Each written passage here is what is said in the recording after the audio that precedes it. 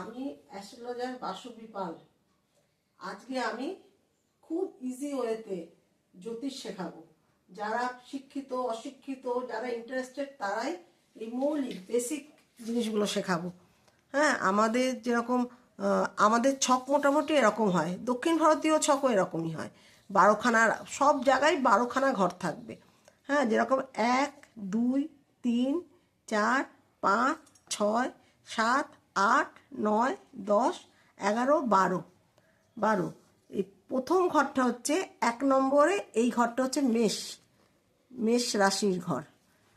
12টা ঘর আছে, প্রত্যেকটা ঘরে একটা একটা করে রাশি থাকবে। মানে এখানে 12টা ঘর, যেরকম প্রত্যেকটা ঘরে একটা করে রাশির ঘর। এগুলো এটা হচ্ছে মেষ রাশির ঘর। সেকেন্ড হচ্ছে বৃষ রাশি। থার্ড হচ্ছে মিথুন। ফোর্থ হচ্ছে কর্কট। ফিফথ হচ্ছে সিংহ। এগুলো সবই এক একটা রাশি। সিংহ। তারপর হচ্ছে কন্যা। তারপর তুলা। এটা বৃশ্চিক। 8 নম্বর ঘর হচ্ছে বৃশ্চিক। 9 নম্বর ধনু। 10 হচ্ছে মকর। আর 11 হচ্ছে কুম্ভ। আর 12 মীন।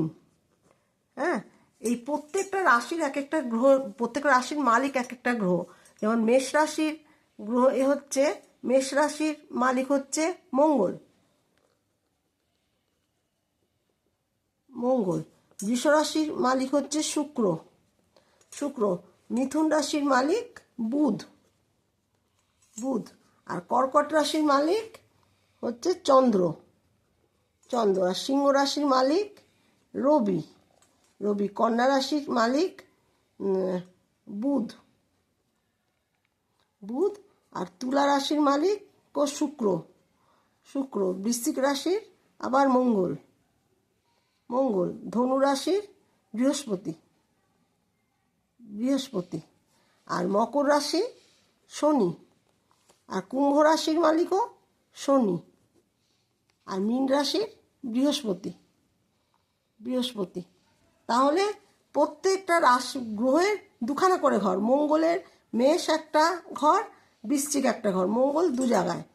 এবার শুক্র হচ্ছে বিষর ঘর, শুক্র মালিক। আবার তুলার ঘরে শুক্র মালিক। বুধ হচ্ছে মিথুনের রাশির মালিক হচ্ছে বুধ। আর কন্যা রাশির মালিক হচ্ছে বুধ।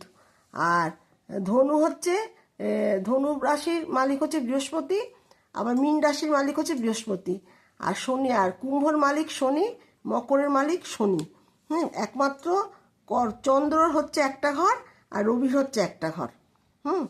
তাহলে মোটামুটি আমাদের যে 12টা ঘর আছে, 12টা রাশির মালিককে, কোন গ্রহ মালিক এবং কোন কোন রাশি কোন কোন ঘরে বসে, হ্যাঁ, সেটা আজকে জানালাম। পরের দিন আবার জানাবো।